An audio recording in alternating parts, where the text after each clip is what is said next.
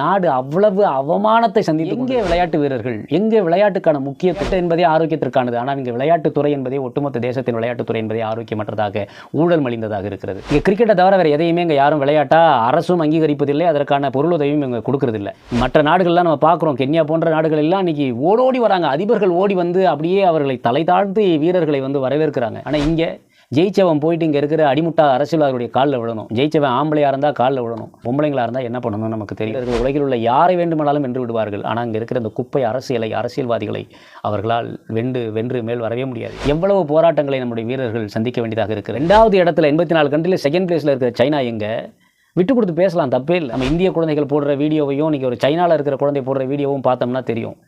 Martial ஆர்ட்ஸுங்கிறது அங்கே mandatory. இந்த கேடுகட்ட அரசியலை விட்டுவிட்டு கொஞ்சமாவது இந்த நாட்டின் பெருமையை நிலைநாட்ட சரியான முறையில் விளையாட்டுப் போட்டிகளை நீங்கள் அடிமட்டத்திலிருந்து நடத்துங்க, சரியான வீரர்களை தேர்ந்தெடுங்கள், அவர்களுக்கான நிதியுதவிகளை